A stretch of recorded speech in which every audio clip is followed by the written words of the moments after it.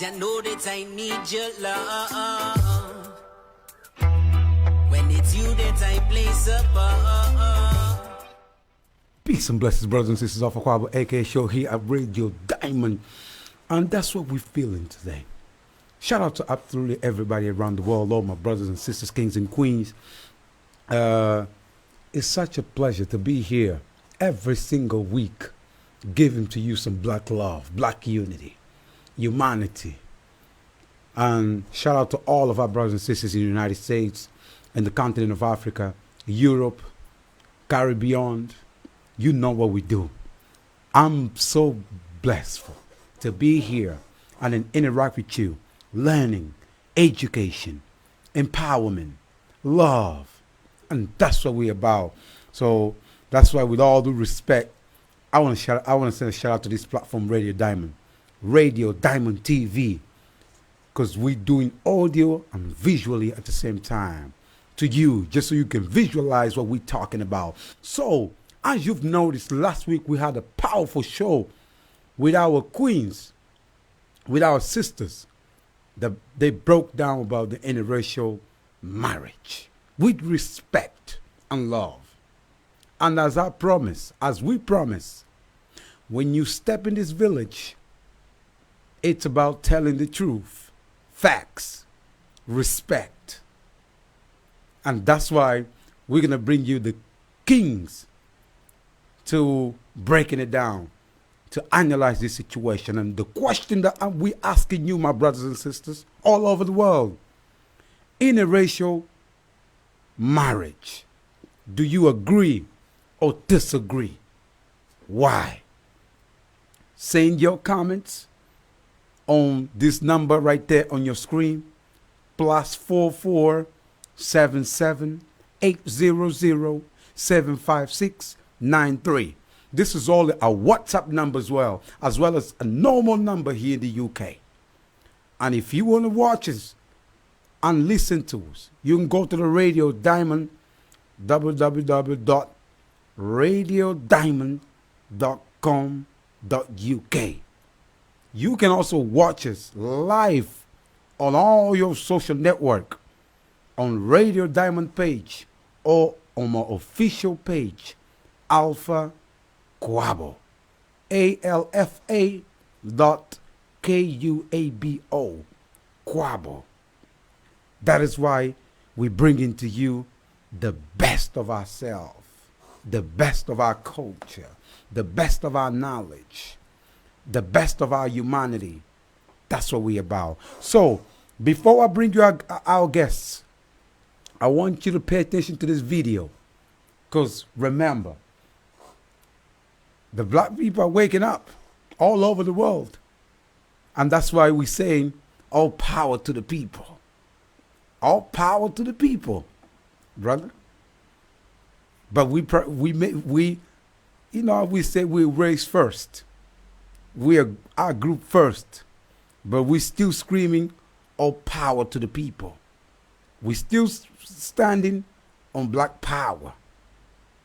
That is why I want you to pay attention to this video, and then we're going to be bringing our guests from United States, Jamaica, and then from the Kingdom of Congo to breaking it down. Do you agree or disagree with the interracial marriage or international marriage? Because remember, even amongst ourselves as African people, the Nigeria at times is feel a difficulty to marry the Congolese because of the culture. Remember, we got different cultures in Africa. The Angola has their own culture. The Mozambique has their own culture. The Nigeria has their own culture. Ghana has their own culture. But we all merge into one. And obviously, this show's for you. Listen to this amazing track straight from the land of Malcolm X. All power to the people. And we're going to come in right back to you, giving you the truth. with our special guest. Listen to this amazing track. We're going to be right back. Still treat me like 3/5 of a man. Help me understand. You pussy. Never been known to gain the upper hand. That's why it's so easy for you to kill a man. The pipes is busted. Pressure done tipped the scale. Either give us heaven on earth, or we'll all live in hell.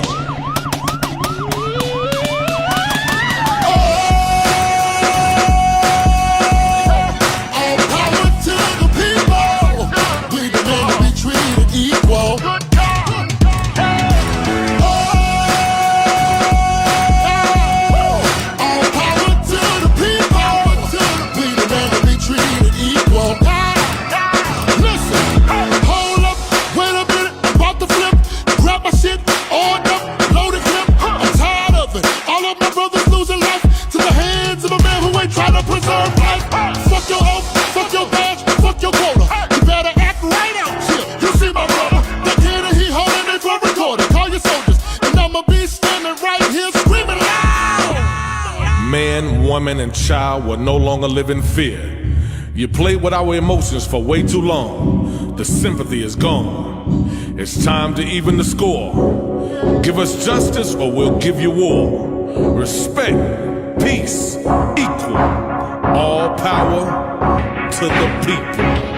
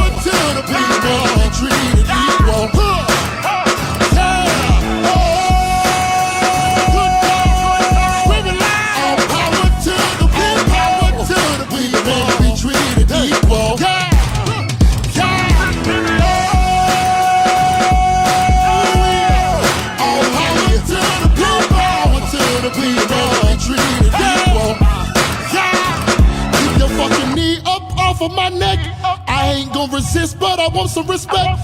So what I sold to Lucid and one of my homies, but that won't be the reason I won't make it home. See, you played this game many times before.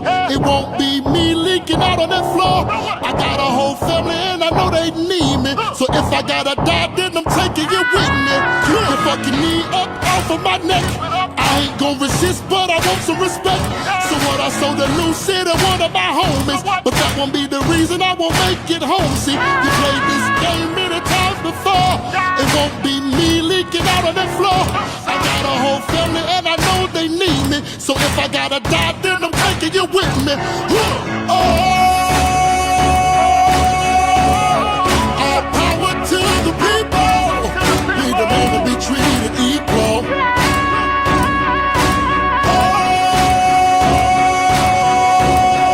All power to the people. We demand to be treated equal.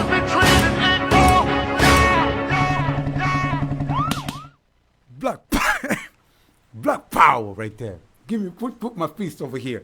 Hold on. Black power. You see? That was some powerful song, man. Powerful video.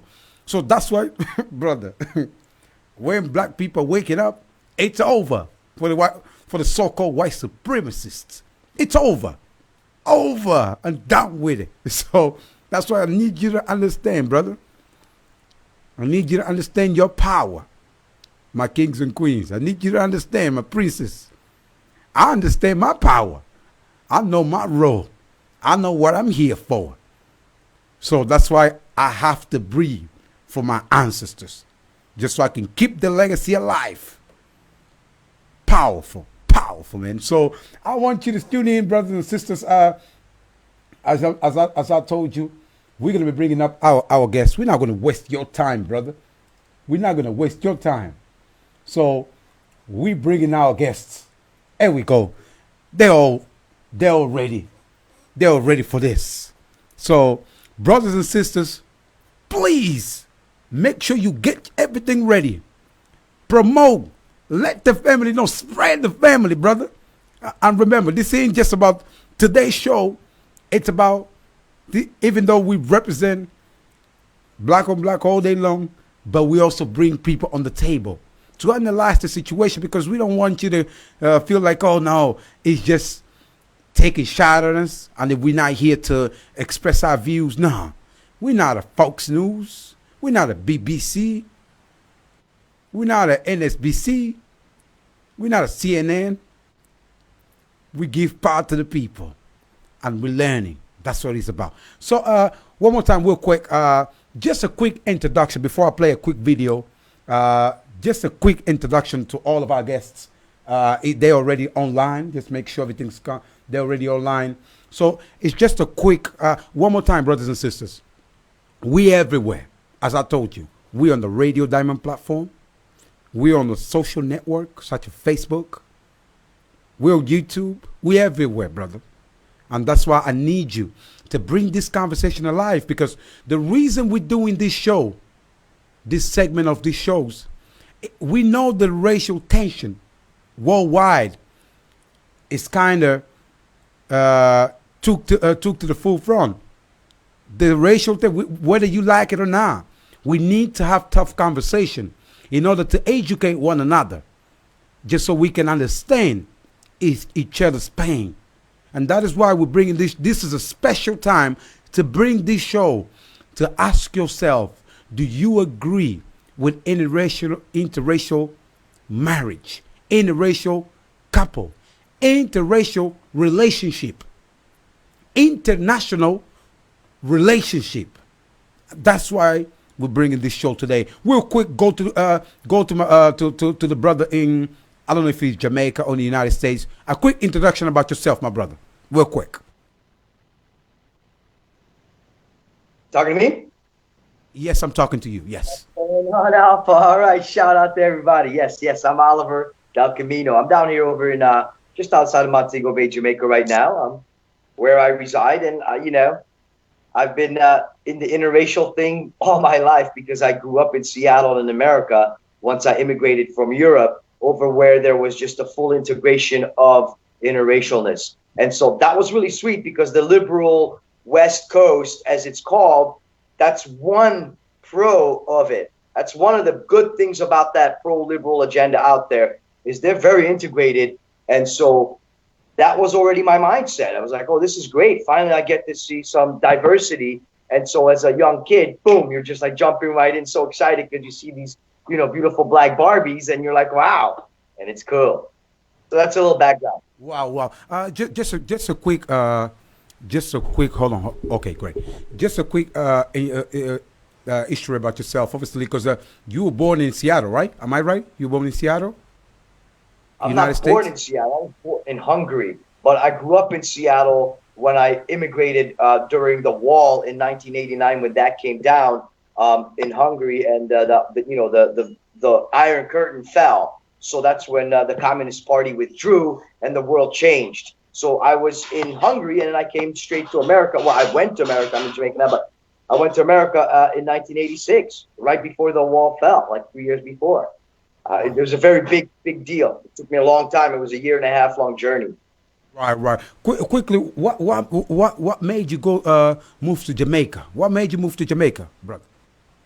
It's the fact that it's the land of breadfruit. You know what I mean? And so everything it's totally organic, and so are the people. And it's all about freedom, and it's all about having human liberties that we don't have up in the north in the U.S. Here, you can do anything you want anytime, unless you murder somebody or do something really bad and heinous, right, against God. Then unless you're doing something like that, this is as good of a place as you can have it. You can do anything, anytime. The weather's incredible. The beaches are the absolute best. and so the culture is very young and it's very youthful. Uh, that's one of the things. The food is so impeccable. Everywhere you go on the street, you can eat the most delicious food starting at like 80 cents. That sets apart this place from most everywhere else I go. Wow, wow, And you wow. all of that. Wow, wow. Move to the kingdom of Kong. Please introduce yourself to the family real quick and tell us exactly who you are, my brother. Okay, share everybody. Baba Kinkela Wamazulu from the Kingdom of Congo and the KwaZulu crowd.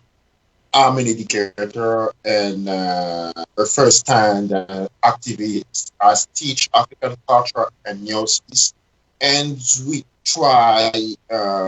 We do love our culture, and actually now I live in Scotland, in UK, with together with many brothers and sisters. We're trying to help the world to restore the truth. Wow, wow, wow, wow. Obviously, tell us a little bit your background. Even though you're been here before in our village, tell us a little bit of your background, because obviously you were born in Congo. What? Tell us about the connection you having with the Zulu tribe. What is the connection about it, brother? I was born in Congo from the Congo family. The so-called Congo family because my grandchild played for the Zulu tribe back then when it was building a high war across the continent. And my grandchild, Wamazulu, moved for work in Congo and eventually get married there and stay there. So that's my relation to the KwaZulu crowd. And I've been working, I've been initiated to the Zulu culture, to the Dogon culture, and to the anti-Egyptian culture. And then since I've been doing, bringing forth the work of our ancestors to protect our people and to teach our people about who we are, where we're going from, and what we should do. Wow, wow, wow. Your sound sound a little bit funny, but I think it's okay. So I just want to make sure you speak close to the camera. I mean, close to the mic. That's all. But To the mic, okay. Yeah. yes, okay, great. Brothers and sisters, as you can see, the reason one more time we decided to do this show is to. Last week we heard the views, the thought of our sisters, queens. They broke down beautifully about interracial marriage, and that's why we said, let us bring the kings. Let us give the chance of the kings to analyze the situation of interracial couple. But first of all, I'm start with Oliver. Do you agree love is blind or not blind? First of all, does love is blind or not? Can we marry anybody? Because if love is blind, we can marry anybody. Does love is blind or not? I mean, it's a mouthful. How do I answer that? Well, let's put it this way. I think so. The thing is that the character of a person, if you are in the dark and you can't see anybody, and you feel this deep connection, but you can't see the person, then it's blind, right? You didn't even see, but you love that character, the personality of this person, this other human being, if it was hopefully the opposite sex. But and so this is the thing here. You see what I'm saying? So yes, it's blind. Absolutely. Because I don't even have to see somebody to feel that character attachment, so to speak. You know, the fact that it's contagious. Right. So if it's blind, I'll put you in the heat a little bit. If it's blind, if the love is blind, you're assuming that we have the right to marry anybody, right? Yes. Okay. 100%. Okay. If we can marry anybody, that means we also can accept when the pedophile are fell in love with 16s, 15s, 14 years old, beautiful young princess. That's what you're saying? We have to agree with that as well because he's in love. Yeah, He bro. assumed that he's love. A beautiful young lady that is not even in the full potential. He's meanwhile he's 16, 17 years old, having a feelings because he's believed the love is blind. That's what you're assuming, brother? I'm not assuming that because the age thing is that now you're taking and giving it a real controversial twist, my friend. Go And ahead. so I would say I would decline on that. No, definitely not saying that. I mean 18 and above. Let's keep it, 18 and above, baby. Okay, so that means love is not blind because you're now putting a restriction. Say 18, love. 18 down, not love. That's what we have to agree, right? Because you got to understand that. Well, sure, you have to understand that part of man's law. So if you know that, it's like, oh, wait, you're 16? Oh, yeah, hell no. There's no connection here. What are you talking about? No way. Not happening. So there's a technicality there. That's a technicality. I mean, you know what I'm saying. Right. If you're a healthy guy, if you're a healthy man, right, you already know that it's going to be an adult woman that you'd want anyways. You're not going to make a connection with a 16-year-old. If you are yourself clearly of a different mental order, so to speak. A mature man's not going to want to do that. It's just not there because the thing is you don't share the experiences of a like-minded person. Most people gravitate towards like-minded people. So if you're closer in age, then it's like-mindedness is much more likelihood. Just like your taste is more in tune. Wow. Brothers and sisters, we also having the brother our special guest in Jamaica. He's gonna be connecting soon. He's just working on this device. We're gonna be having also a special guest. He's almost ready. None other than our special guest brother, warrior Ras Oshin. He also gonna be with us from Jamaica, in Jamaica, direct, live. And that's what it's about, brother. Bringing the continents together, bringing people together in love.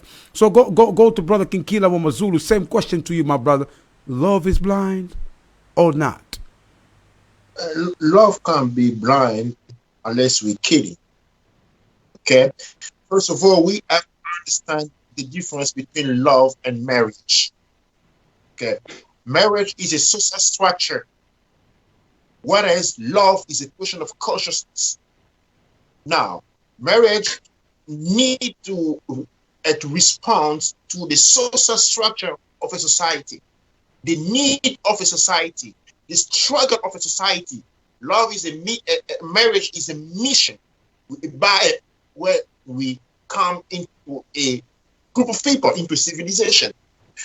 Now, when we talk about love, we gotta pay attention between emotion and love. Emotion are not love, and emotion are a chemical reaction of our body. Okay, where love is consciousness. Well, what we're talking about, reaction, the biological reaction of our body. Yeah, we can't say blind because it just happened. You see something, you like it, but it's not consciousness. Now, when we're talking about love is consciousness. It's a state of consciousness. It is a state of knowing something. And before you know something, before you experience something, you accept it. That means you need to see it. You afraid of things you don't know because you can't describe it. You don't know it. Okay? You can't see it, therefore you're afraid. So we're afraid of the dark. Because in the dark, you can't see. That's why you're afraid. Even though there is nothing in the dark, you got afraid at the same time. Because you can't see. Whereas love is not being afraid. When we're dealing with love, we're dealing with a state of knowledge. And being aware. You know your country because you know your country. You love your people because you know your people. You can love something you don't see. As therefore, to love, you need to know. And to know, you need to see. Wow, And wow, wow, wow. apply. Wow, wow. Brothers and sisters, as you can see, it's just a quick introduction, but let's bring this conversation to the world, my brother. In love and respect, do you really agree interracial marriage? Do you agree, yes or no, and why? And this is the number right there on your screen. If you want to send any text, any messages, we're going to read for you. We also got to go to Jamaica real quick. I think it's Kingston or something. We're going to hear it. Please introduce yourself to the family real quick and tell us exactly where are you located right now.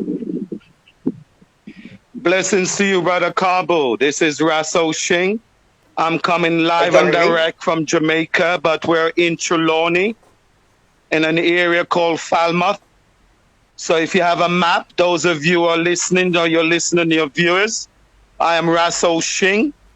I'm representative of the African Union. I'm also representative of the National Council for Reparation. I'm also a representative of the Ethiopian Orthodox Tewahedo faith and also the great mansions of the Rastafarian movement from Nyabingi to Baba Shanti. Wow, wow. Real quick. I need your quick answer on this one. Brother Hoshim, do love is blind? Yes or no? Does love is blind? No, love cannot be blind. Love cannot be blind because Why? you may end up loving the devil. So love cannot be blind, my friend. Okay. As you can see, brother Hoshim, let us jump into the conversation. As you can see, now we got the three kings right here in our platform. Brother Oshin, King Kila Wamazulu, and then Brother Oliver. Begin with Oliver. Obviously, we understand, especially at this time, the racial tension that's what's going on in the increase of racism in Europe, in America. Do you reckon it's about time for us to really understand each other's pain, understand each other's struggle? Because right now it's about educating one another to understand what can we do to at least stand in solidarity with one another. What is your take on that, brother? Yes, Oliver. Yes. Oh, yes. Well, my take on that is clearly the media has its own agenda and wants us to believe that all this stuff exists. I'm sure that in pockets in the world it exists all over. We see in all societies, it's the caste system. So this thing is, most of the time, it's divisiveness in order to just divide us, right? So that they can conquer and divide, use it as a political vice. And so I think it's all hogwash because you can't dictate the physical, biological, chemical reactions when you're around a female. In my case, I'm a male. So if you understand what I'm trying to say? You can't. So what happens is, as long as this person I know is good to go and I have this major connection with them, it's not there. It's never been there. I grew up in Hungary. It wasn't there either, which is kind of like Jamaica. It's just not a openly racist society. And so when it's not, that's a good thing, because then you're able to just say, hey, listen, what the heck do I care that this person has more pigmentation than I do? There's just it's nonsensical. You're human, dude. That's it. Get over it. And we love each other as one. We're all brothers and sisters, that we're all connected, bottom line. And that connection right there allows me to believe that it's just hogwash. Wow. Before we go to Kinkila Wamazulu, real quick, go back to Jamaica, Brother Oshin. So what is your take about the current situation that is happening worldwide? The racism, the brutality. What is your take on that, Brother Oshin? Well, first of all, I'd like to say, Brother Cabo, in the presence of the Supreme Creator of heaven and earth, in the beginning, it was necessity. There was a need for the race to mix, because the maintenance and the preservation of the human race was because of the mixture of the different human species throughout humanity.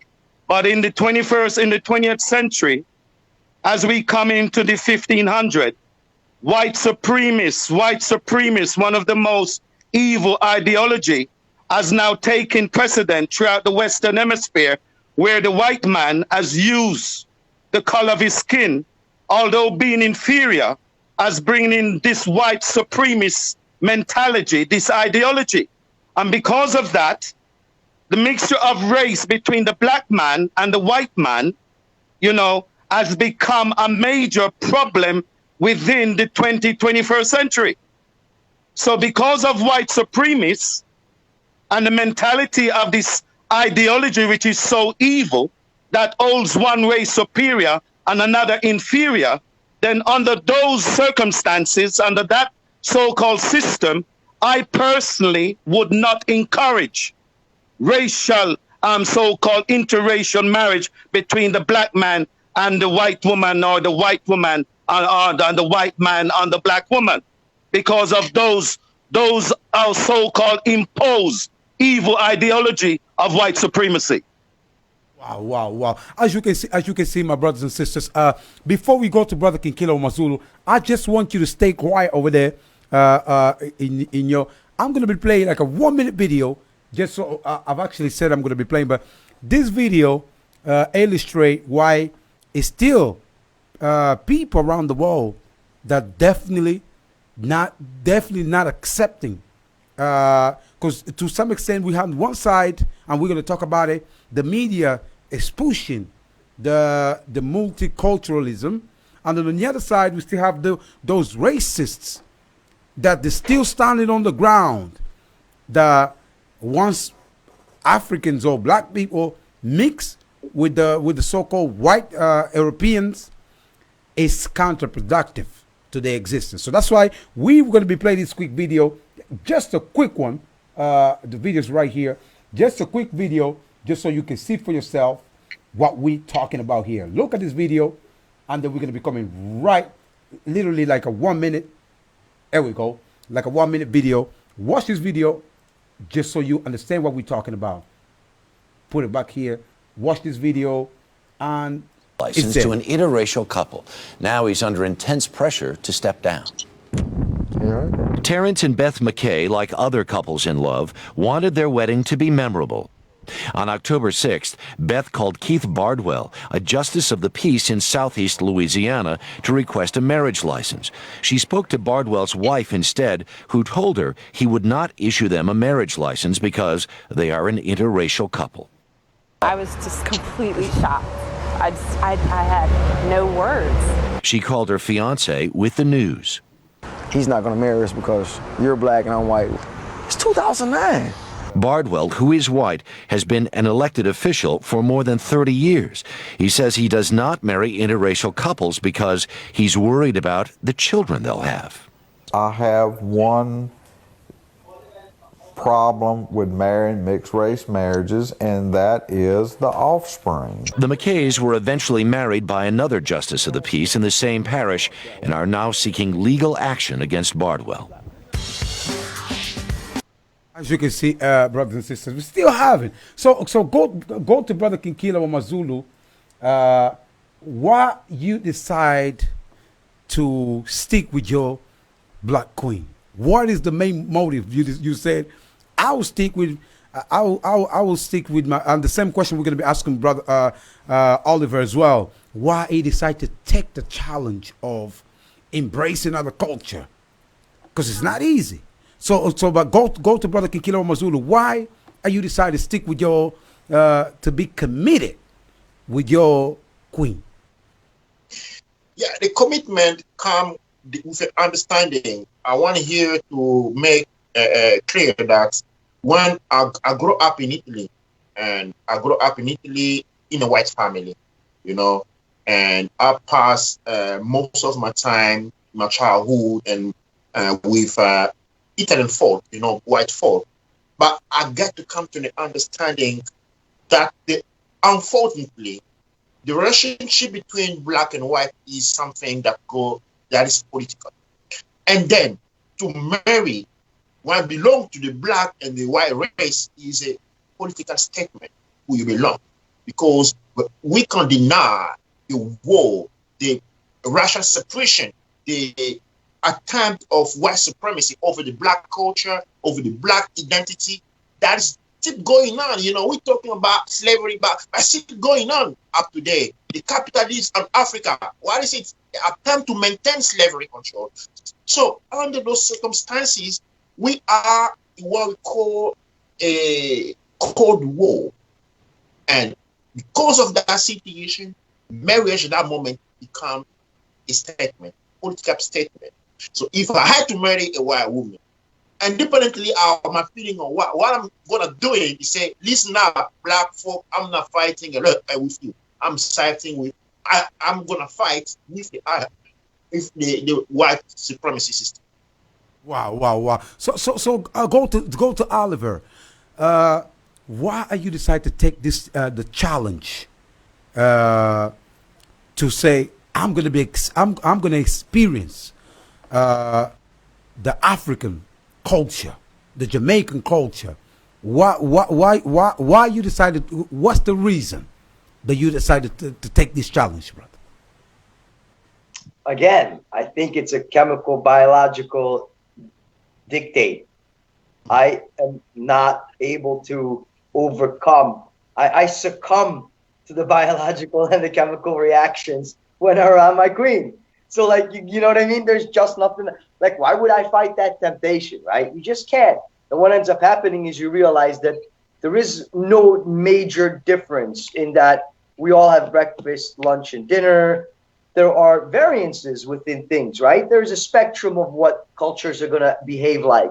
I think it would be much more extreme if I was going from a Muslim to a Christian. If that's going to be the difference, like, can a Muslim marry a Christian? I think there's going to be a much bigger variance there than you would with regards to what we're talking about, which is just the racial thing. So, like, my wife is not particularly religious. I'm also a Jewish descent, but I don't practice Judaism. So none of these things are something that I would take into consideration. And so if I'm on that level, and it's just all chemical, biological, physical, which is what I'm saying. You know what I mean? It's not as diverse as people think it is. Wow. It's not a big challenge. There's no challenge there. It's really fun. It's like you just enjoy the other person, and it's really not like that. At least I haven't experienced that. And let me tell you, I've had every kind of girlfriend and even wife that was, all different races and different ethnicities and that kind of thing. So it's like I've had Chinese girlfriend, Japanese, obviously Jewish. I've had Italians. I've had many different. I've had African from Ethiopia, amazing. So like there's just a lot of different flavors there. None of them would I say ever was a thing where it was a challenge. Yeah, but as your partner from Jamaica, right? So I know. So do you agree with this statement? When you really go back black, it's hard to go back. Do you agree with it, right? Of course, I agree with it. When you really go back black, it's hard to go back. Do you agree with it, right? True. It's very, very true. In my case, for sure, absolutely. I have a lot of friends that are just like me. Expats coming down from the north, and it's the same thing. It's like we're not looking for white women, obviously. That's why we're here. So we enjoy it. I enjoy it big time. Right. So go to Jamaica, brother Oshin. Are you there, right? Yes, I'm my brother. Okay. Talking about the commitment, because it ain't just about the feeling. What about the spiritual side? Because you have to feel spiritually attached with the person whom you choose to be in your side. What about the spirit? Do you reckon, like nowadays, people just getting too emotional rather than understanding the spiritual side has to be there first? What is your take on it?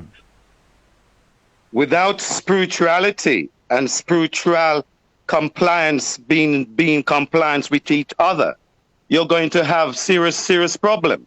So our spirituality and the different religion, because remember, in the beginning, you didn't have any any so-called difference of color of skin. The differences was between culture and what became religion. So there was religious differences. So your spirituality is definitely important to the unity between any man of color and of any woman. The whole human species, right, can only be balanced from a spiritual position, right? And if you're not spiritually on the same line of your belief, then you're going to have confliction within your relationship. So your spirituality is the number one that brings a relationship together. Wow. So, Brother Kinkila Mazulu, you mentioned about the political statement, because once you marriage, you are married the politics, the culture of your partner or of your love. Talking about the spiritual side, is that have to be important in terms of you engaging with the culture of your wife? Yeah, brother, I will tell you something here that not many people talk about. You know, when we deal with the black and white situation, we have a big problem. We have slavery. You know, there is a principle of justice. You know, justice, what does mean justice or revenge? When wrong has been done to you, okay? When wrong has been done to you, you need to get that things out. You need to solve that problem for you to move on. That way to go to the courts. That way you need to talk about it, but you need to come clean with the situation. Okay? That way the universe works. Now, our system are not in peace for what has been done to us. Okay? They are not in peace. So now you bringing an interracial marriage over that problem is you creating more problem than there is already. Life in African way is a life with the ancestor. How can you bring someone who has offended your parent in your house to live to start with? That a question. Can you take home someone who has insulted your father to live in with you in the same house, pretending that nothing happened? You cannot do that. That was scripture statement when it comes to that. Wow. So Oliver, obviously you are international, you traveled and you experienced the different culture. In terms of spiritual side, are you in tune with your partner, or with just I know you live in Jamaica. Jamaica has a powerful, obviously you be back and forth between Jamaica and the United States, but Jamaica has a powerful spirit. Jamaica embracing great ancestors that gave blood, sweat, and tear to liberate the African the African race group. So do you so in your experience, explain to us the journey that you still having to kind of merge yourself into the spiritual side and the cultural side of Jamaica, because Jamaica ain't tough. It ain't easy, because they really about business when it comes to culture, tradition. You're right. Explain You're to us. 100% right. Well, look, because I'm a traveled person, I have learned and acquired that culturally speaking, everybody loves it when you reflect and you reciprocate. And when you enter their land, they hope that you will adhere to their practices, like their common stuff, their culture, everyday stuff. Now, you have to be very mindful. So if you step on someone's toes, you have to know to apologize and how to like do these things. You really do. Because, for example, Americans, they're chauvinists, they're pigs, right? They really are. And so what happens is they're such an entitled society, America, that when they go in a foreign place, everybody thinks of Americans as these like real loud, obnoxious, flamboyant, and just overly, just overt. Okay. So you have to fight that. and which I do. The way I do it is basically I speak patois, and as soon as I step in, I'm the first guy to say hi in patois to everybody. Let everybody know that it's manners and respect time. And so you can deflect everything right away just by being very respectful, which, by the way, Jamaica is about respect, as everybody knows. I mean, we don't say hi, we say respect. Come on. And so, yeah, if you understand that and how to approach people, and that it's all about fairness, because this is like the place, the land of fairness, okay? If you do unjust, you will be dealt that way with. This is a place of street justice. There's a lot of communities where if a person gets caught doing a crime, committing a crime, they will announce immediately into the neighborhood and say, in 30 minutes, we're doing a public killing of this person that was just caught being a criminal in the criminal act. And literally, the police are just, they stand down. They come out as civilians and just observe. That's it. They don't even, this is really weird. But I think it probably goes back to African ceremonial, or who knows, just, you know what, maybe it's a tribal thing. One thing I can tell you is it's very fair. It's not like they're just like constantly, never happens. It's very, very rare. But what I'm saying is that you have to understand it fully, and you have to really embrace it and be steeped in the culture, man. If you're not, it's not going to be easy. So my journey with regards to that, I'm a very spiritual person. Although I don't sport dreadlocks, I still have the I fully know all of it. I'm all about it. Believe me, I've had Ethiopian women before. I'm deep into this stuff. So the cultural aspect of this, the Africanness and those things, very deep into that. And so you have to be respectful to other cultures, man. That's the bottom line. And you will probably come out okay, and never screw anybody over on purpose. People will know that, and that's when you get in trouble. Wow, wow. Go to Brother Oshin. Explain to us about the history behind it, because at the end of the day, as we having, when you get yourself into this interracial marriage, you have to also understand the history of it. Do you reckon our brothers and sisters nowadays that engage themselves into married people outside of our culture, they really fully understand the damage of what's been done during the centuries after centuries ago? Well, Brother Cabo, so long as white supremacy exists in society, it will always be a problem.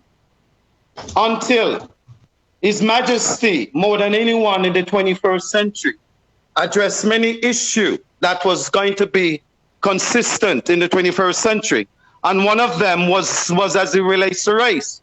And what His Majesty says, until the color of a man's skin is no more significant than the color of his eyes, right? His Majesty went and fully explained that until when humanity become godly in their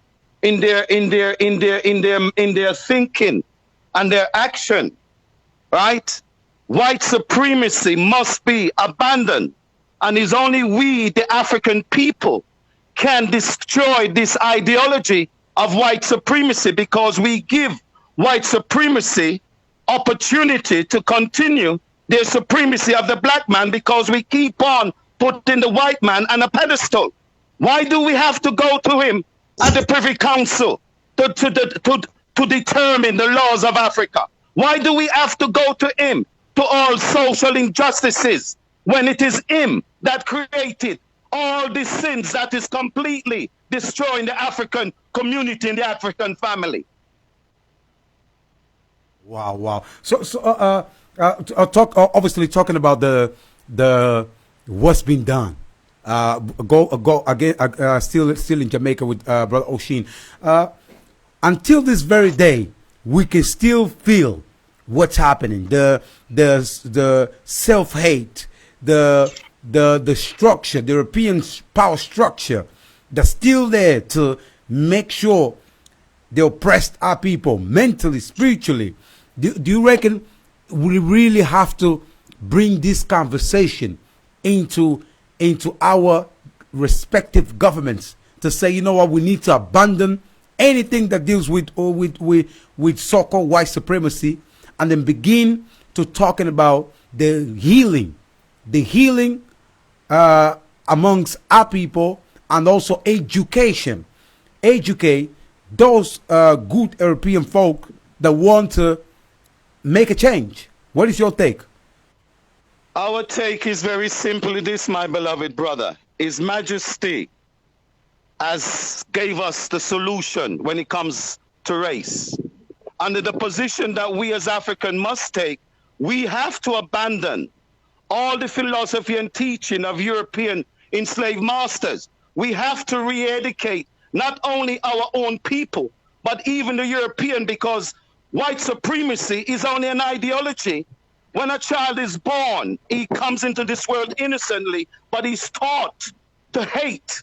He's taught to hate the black man simply because so long as you keep the black man at the bottom, the so-called European leaders that came together against Africa and that enriched themselves, that has built up modern Britain, modern Germany, modern France, modern everywhere, came from the African. So the white supremacist will never give up his position, because he will relinquish everything that belongs to the black man, which he keeps on taking.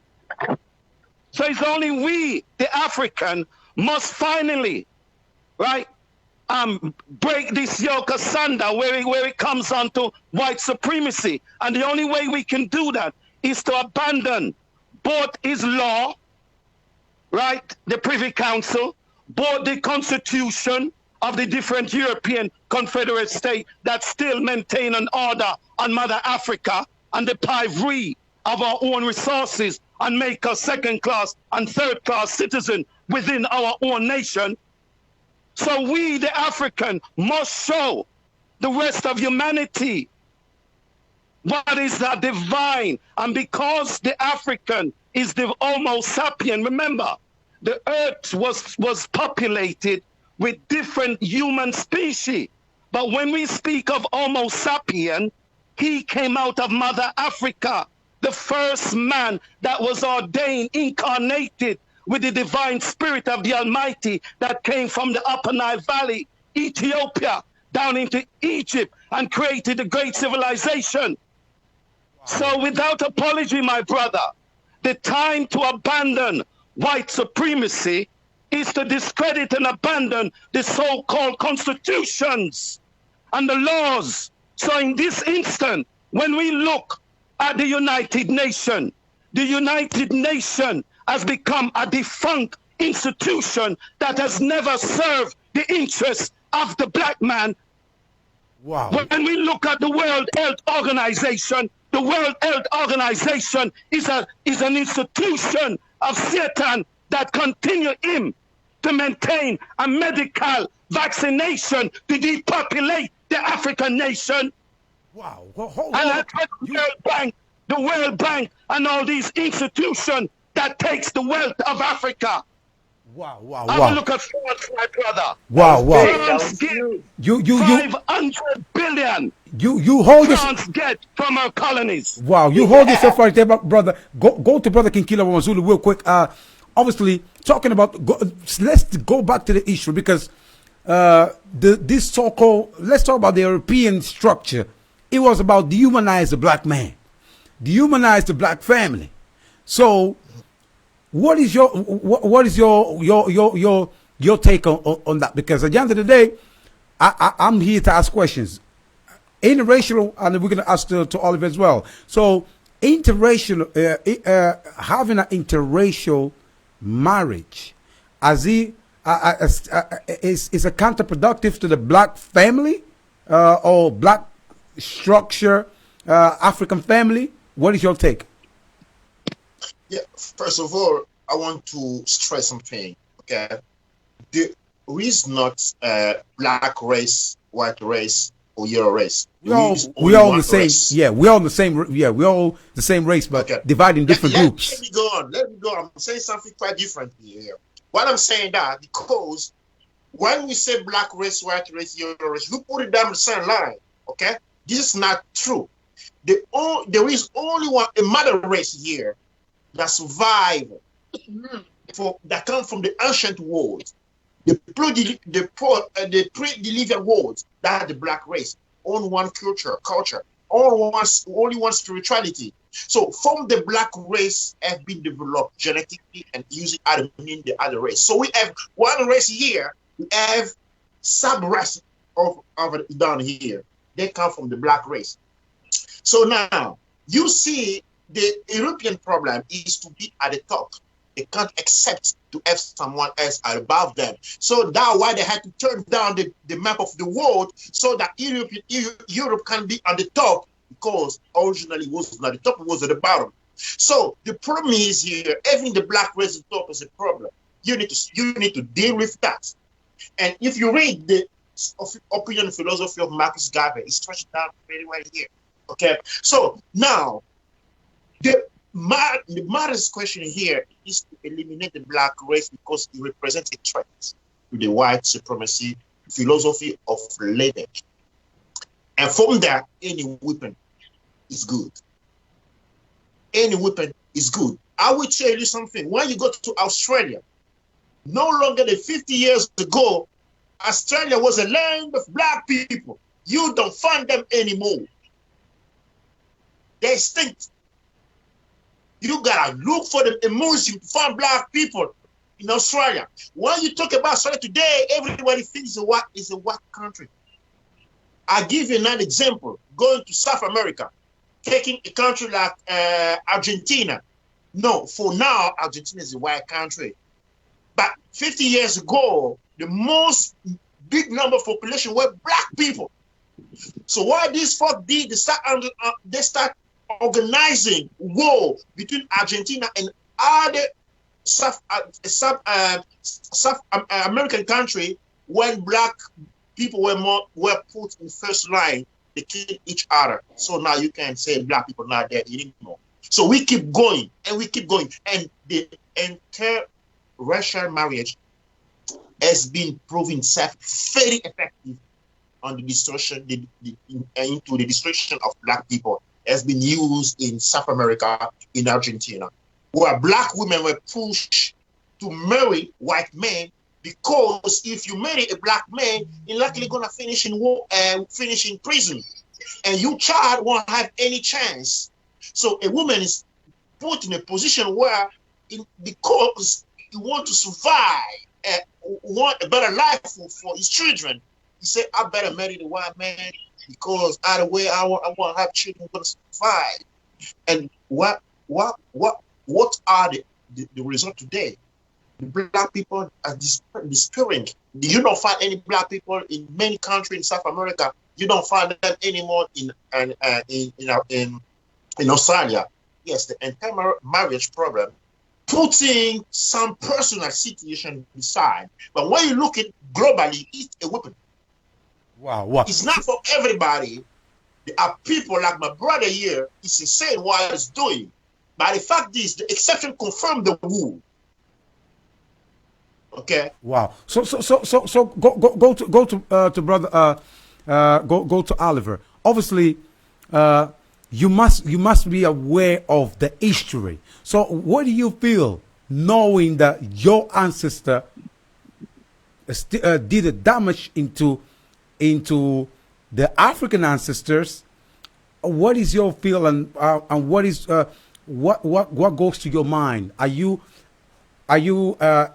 you decide to also come to the African family to kind of correct the damage that's being done? What take us through your mind when it comes to this situation, because this at times we have to really address it, because most of the Europeans, when they come to the African side, they're only coming. We feel like they're only coming to the emotional side, to the cultural side, to the pleasure. Because black women are beautiful. They know how to cook. They know how to dance. They know how to sing. So they're beautiful.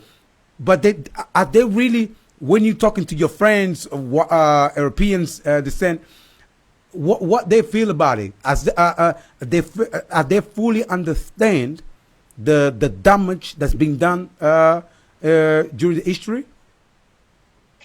The thing is that listen, again, you're aware of things, but I don't necessarily approach it like that.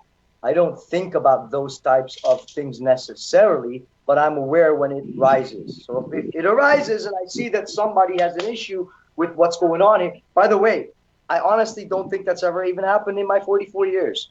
That's how people, I guess I'm just not I'm not an intimidating person physically, right? I'm a very jovial character. And perhaps it stems from that. And what happens is my smile. Oliver. The reason I'm asking this question is to when somebody come to the interracial marriage, they have to fully understand the culture they're about to engage with. So yourself, you've been with, in this interracial marriage for a long time. So imagine I'm white. Or I'm European, and I want to get into the interracial marriage, married a black woman. What advice you can give it to me? Oh, okay, it's like that. Okay, I see what you're saying. Again, it's not like that. Those things you're trying to pinpoint and say they exist in words, and then we can create a mental picture that it exists. But when you're talking to a human being, I'm hoping that these things you're talking about are not what's popping up in your head to prevent you from really engaging the other human being. If that's what's popping up in your head, then I think that those are learned. And I try to stay away from anything that's learned. I just try to be really human in that regard. So I do get what you're saying. There is no advice because there is no difference that I need to say. What do you mean? It's going to be amazing. Do you like the person? Do you think that the content of the character satisfies your need? Oh, well, then go for it. Like that, I just don't. There is no conversation to be had, at least not with Europeans. Now, let me ask you and turn the table. Do black people talk about it like this? Is this a thing? Because white people, as far as I know, don't. I mean, I've never heard that conversation. Wow. So therefore, obviously, you're trying to say you're coming to this relationship because I understand. So go to Brother Oshin. At time when our brothers and sisters get into this relationship, where we hear, Oliver, I'm telling you, is don't talk about the past. It's gone. It's over.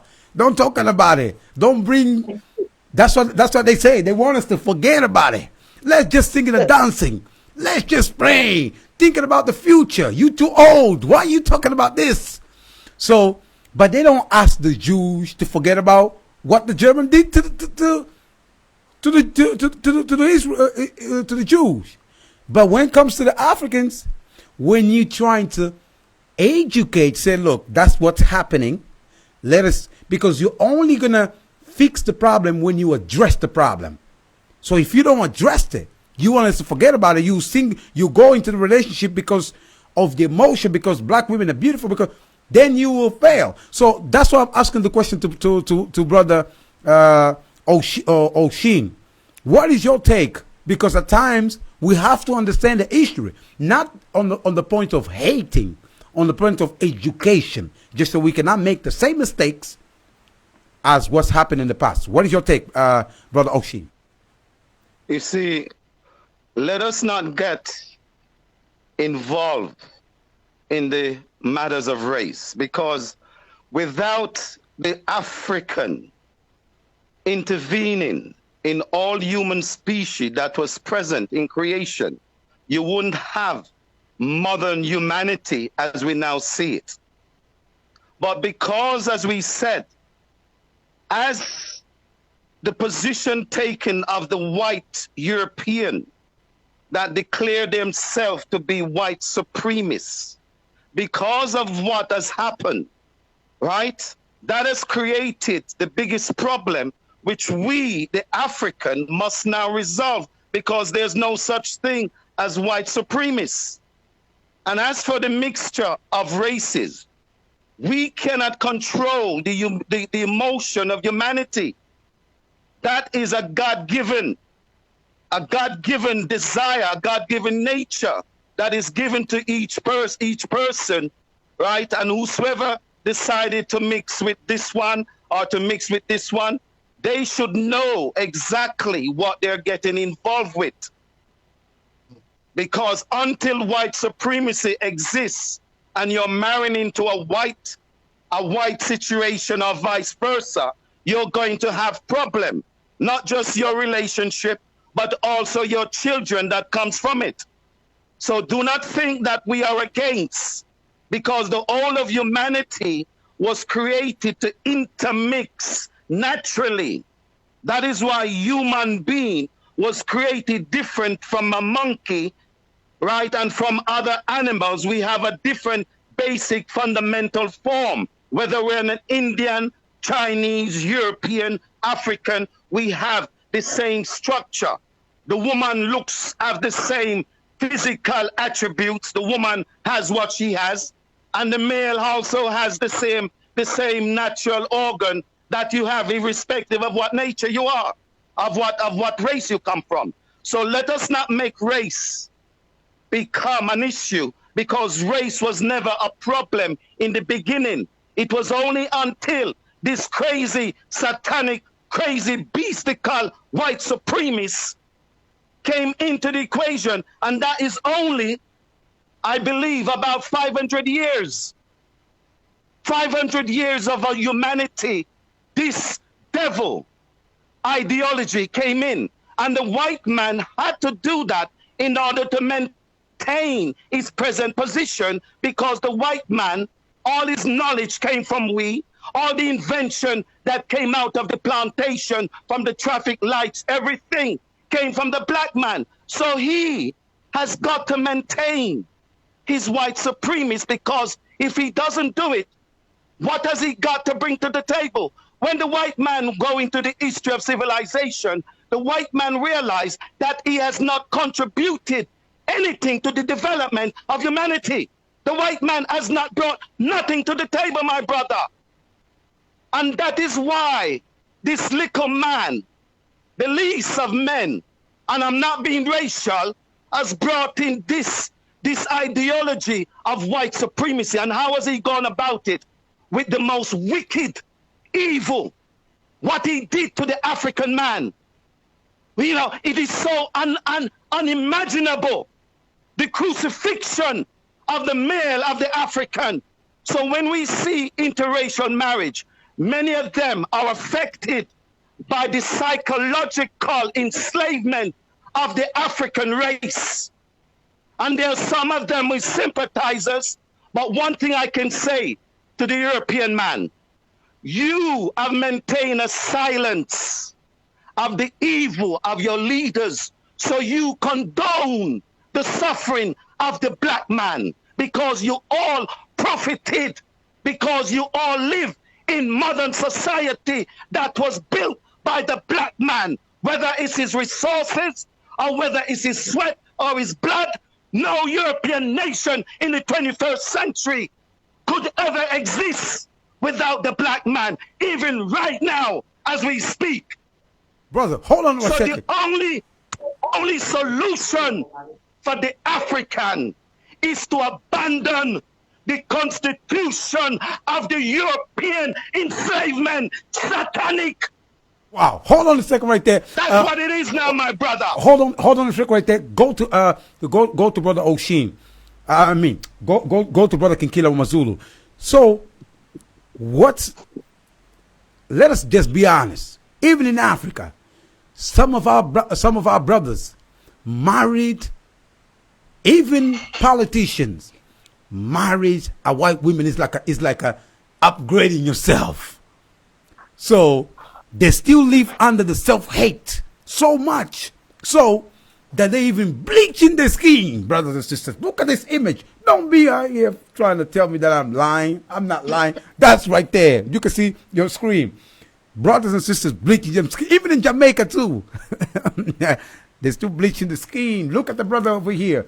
So the question we're asking, Brother Kinkila, the the side effect of the self-hate is still present in our days, to the point that brothers and sisters now, they come into the interracial relationship because they want to they want to light the skin. That's what they say. Oh, I want to have a light skin baby. That's what they say. What is your take on it, brother? And then I'll ask brother Oliver, if you feel the same way as well in Jamaica. But go to brother King Killer, because I know. Let's face the fact. Even amongst ourselves in Africa, we still have this complex of inferiority, like thinking just the lighter skin is better. What is your take? Yeah, absolutely. Coming after my holy brother who just spoke earlier, we still, that the problem. You know what, Marcus Garvey, the only, I will say, the only prophet when it comes to black people. The only prophet says self-determination is the only solution. We need to part away for certain time. Why? When you look to Christianity, for example, and you go back in that time, Jesus was white and the devil was black. All the images. So tell me, who would like to look like the devil? No one. So the thing is that psychologically, the black people, when he sees himself in the mirror, he's seeing the devil. And he said, no, I want to look like Jesus. And what do you bleach your skin? Give my children a chance to be less evil than me. Then I want to marry one man and one woman so I can be lighted. So the perception that is inflicted to us happen today, but it's everywhere. That disease is everywhere. I usually say every black man has a, I take my own example for not talking about other people. You know, I want to take in my own experience. I want to tell you the truth. When I grew up, everything was, I was watching the TV when I was a kid was about black men and black women. So I grew up with the design of white women, because it's been put in my head from a very childhood. When I get to Europe, I said to myself, hallelujah, let me see in the paradise. That's true. That's a fact. And everyone gonna say this is not true, is a liar. I see my friend, the worry girl. That was the thing. That was the thing. So it takes me quite 10 years to remove that disease from my mind. That why, as my brother said, self-determination, we need to go apart to hear outside. But first, the white community need to understand what it is to us. Wow. So, brother Oliver, the same question to you. Do you still feel it nowadays? Because at the end of the day,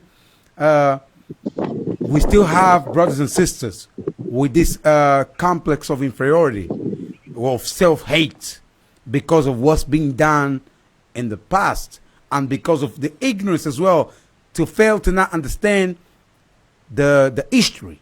So what is your take on that? Because we also know we got some white folks, they wanted to become black. They now want to become black. They want to paint them skin. They want to go over there. So what is your take on that? It ain't just about us. It ain't just about us black people. We still got a lot of white folks now that want to become black. I'm telling you. Go ahead. What is your take on it? You know, I'm devoid of these types of things. I know it's really weird, but the fact that I'm Jewish, we have such a equal level thing. It's all about education for us that we just, my family and everybody I know, all my extended family, my friends, these are not things I've ever really truly experienced unless I was seeing it on TV unfold or being talked about in media, right? These are the things that I don't, again, I just haven't seen that. I'm used to being integrated, right?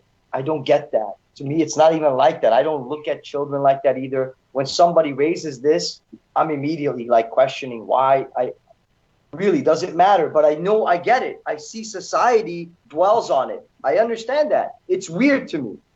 Maybe I'm the weird one. To me, it's really weird because I look at each individual as what I've told you before. It's like, what do you mean the shade of their? It never computed. So no. What do you feel? What do you feel seeing a black man or even a black women, beautiful black women trying to become white? What goes through your mind? Seeing them, right there, I feel bad. I feel bad because the thing is that whereas when a white person tries to get tan, right, that's damaging your skin from natural sources. But when a black person bleaches, bro, that's a chemical you are applying directly to your biggest organ that breathes. Totally two different things. Like sun damage, not healthy, but it's still sun. Okay, but so bleach is chemical made by scientists. It's industrial chemicals, very bad. So again, when I see that, I feel terrible. I'm like, I feel terrible. Why does she want to be white when she's already beautiful? Again, these things don't compute, man. They just don't. My wife is extremely dark, and I love that. My daughter is super dark, just like her mom. I love it. This is the thing. I actually love it. To me, it's like gorgeous. You know, the beautiful skin and all that.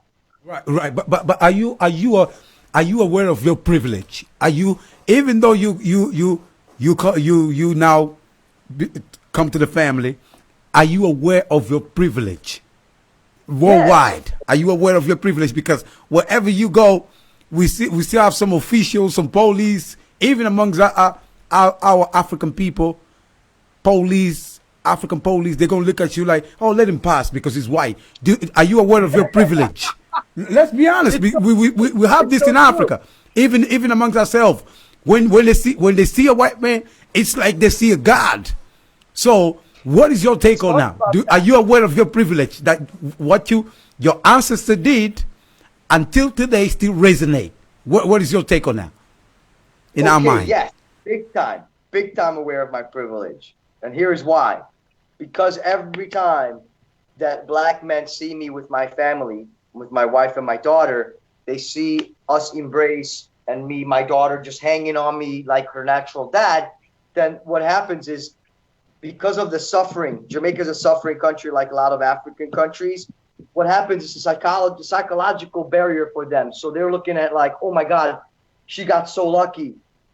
You know what I mean? She got so lucky. It's a white guy, and he's going to give them everything. Look, they're out shopping right now. And so I totally get it. I fully see it. But here's the thing. I never try to rub that in people's face. It just so happens that I like to be out in public and partake in like events and just go and do things. You know what I mean? Because I like the people. I like the culture. One thing that must be said, though, here it is different, though, in Jamaica specifically. It's not a racist country. That's what makes it really cool. But when it comes to the white guys or the white women having families with black people integrated here, people are always just like, oh my God, wow, they got so lucky. They just totally assume immediately that he must be well off, and clearly these people are getting like some kind of privilege from that. So I do see it. So clearly, how do I not? I mean, I would be ignorant if I didn't. Wow. Brother O'Shea, same question to you. Do you really think some of the white people that come to our culture, they fully understand their privilege? Because let's just be honest, a lot of them say, oh no, I don't see this. But it's something that is normally in the society, especially amongst Africa, in the African continent, because we still have some folks, especially those who study in the universities and they go back over there, they got nice jobs. They still think, oh no, I'm gonna marry the white women because black women are too strong, are too tough. So, what is your take on that, Brother O'Shea? My take is a very simple one. The beginning of civilization came out of the African nation. Without we, right, traveling across the globe, without we mixing with the different other human species, you wouldn't have modern humanity. So when I see a black person, a beautiful black woman in color of skin with a white man, I don't see it as anything, because when we look at the mixture of the nature, your DNA, your blood defines you. So if a black and white mix up, you're going to have one that comes out like a mulatto that will be almost white. and that means that their DNA, their chromosome is more of the European mixture. Then you're going to have one that comes out brown with curly hair, pretty hair, and it will also have a balance of the same mixture. And then you have one that comes out black. So when you see a black-skinned person wants to be white, maybe the nature of his DNA in him, that is what is in him. So, you know, we have to understand. That is why we must not make race become an issue. That is why His Majesty said, until the philosophy that holds one race inferior and another superior, until the color of a man's skin is no longer significant than the color of his eyes. So you see, in those words alone, you know, it tells us everything. So let us now get on. The problem with Africa must realize we never had a problem. We are the foundation that brought civilization right up until modern 24th century, when the Moors ruled all over Europe, and many of the Italians, the Portuguese, and all these people, they all have African blood in them. So you see, race cannot be an issue because Mother Nature determines all things, including who is going to be attracted to who. Because one thing we know, the S-U-N above we determine the color of the skin. And if you do not have our blood in you, you cannot come into the sun.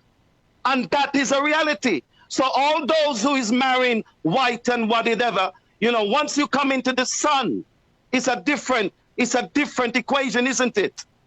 So let us not make race be a subject matter in the 21st century. What we're dealing with is the constitution of the European, that all one race inferior and himself superior. And by doing that, he's brought out laws that has made me a second-class, third-class citizen in my own land. He has the rights to my provision. He has the rights to everything. It is now time for the African to reclaim his position, my friend, because without we, the rest of humanity are going to suffer under this white supremacist that came from the dragon. Wow. We must never forget the dragon that empowers the beast. Wow. And who is the dragon? What about, Brother Kinkila Mazulu, what about the economic side? Because let's be honest, some of our brothers, some of our sisters, they get into other cultures because we're not providing. We're not providing as a king. That's why they're going out with Chinese man, European man. So let us be honest. What about the economic empowerment, the economical empowerment on this situation? Because let us be honest, some of our sisters, they're going to other cultures because of this situation. What about the economic side? Absolutely, brother Kwabo. You know what? Just to emphasize, we're talking about, even though the topic is about interracial marriage, but we also have to look at international marriage. Not necessarily because even when we talk about international, as I say on my show, we know at times even the people in Africa, they look at the Jamaican. Now, I'm not going to marry Jamaica because they're smoking weed. So all these little things that's still going on with our people today. Let us find. Oh no, Jamaica too tough. Oh no, I want to be with white. Oh no, Jamaica. Oh, you know some of the sisters. You go into their house, even my sisters. Oh no, Alpha, you can't come here because my husband don't like you. He's white, and then because you talk all your black stuff, and then no, don't come to my party. I had this in the past. Gotta be honest with you. Go ahead, Brother Kinkila Mazulu. Yeah, well, there is here a phenomenon we need to observe when you go to the white supremacy and the white privilege. In a kinetic science, we have two types of energy. Shu, which is an electric energy, which is the man. The man has to provide. The man has to be put in a situation to provide for the women, which is definitely to receive as a magnetic power. So this relation, when you go to economics, we go straight to the effeminization of the black man. When you come to Europe, okay, why is happening now that every black family want to move to Europe? Because when you get to Europe, the state, the government pay you house, they pay you bill, they give you this, they give you that. So why we don't understand that this is a trap, because you become a tefnut as well. So what happened in a house, in a family of black people living in Europe? You have two women and the black man is the husband. So now the two women are fighting for the privileges because everyone wants to get the best relationship with the white man because he's the man in the house. So what happened what happened when two women are fighting for a man? They fight between themselves. This is a very big problem. A very big problem because man has abandoned the manhood. They want to be women. They want to be given. They've been to sex and someone give. They don't want to provide. But when you start doing that, you're not anymore a man. You a tefnut. Very true. But your energy is not a shoe energy anymore. You become a tefnut. And the woman is going to perceive that your energy have changed and is going to go look for the one who has a shoe energy, which in this sense is the white man, is the Asiatic man, because they still putting the strength to bring food on the table, brothers. Oh, wow. As you can see, brothers and sisters, AK show here, we bring, you know what? Let me bring my second camera here. We're having this amazing show. As you can see, brothers and sisters, we're breaking it down. International, interracial marriage. Do you agree or disagree, and why? I've seen so many comments, but I can't read the comment because my screen. But all your knowledge, all your education is more than welcome, because we need to talk about it. We need to talk about this situation. At times we have to talk about uncomfortable topics just so we can educate one another. And that is why we're having this respectful conversation with brothers and sisters from different culture, different background, different journeys of life. But we still not bashing each other. You see, that's the beauty about it. We have to interact. And I've sent this message. I've sent the invitation to some of the brothers. They say, "Oh, Alpha can come over there because I'm white, and then I don't want to get attacked by you, by your brothers." You see, that's just don't be, man. Anyway, go ahead. Can I add something? Yeah, go ahead. When Marcus Garvey back in the 20s asked black folk to go back to Africa to build a nation for ourselves, what most of us say, no. Africa is remote area. We're gonna suffer. Why? Because they just want to be under the white man who give them everything. And it's happening today. When we talk about the system, to go, our brother especially, to go back to Africa to build a nation ourselves, what we do? No. Because we're comfortable to Europe. Why does it need to be comfortable in Europe? To be women to the system. And I want Marcus Garvey say something here that I lost. Marcus Garvey said a race that is depending on another race economically is doomed. Die. Sooner or later. Hold on. Go to Oliver. What is your take about the feminization? Not only the black man is probably tougher, but what do you think about the feminization of the man? Because at the end of the day now, feels like the man, the kings are afraid to take their role, are afraid to express themselves. So what is your take about the feminization, the systematic feminization of the black man and the white man too? We got a lot of white men, even worse.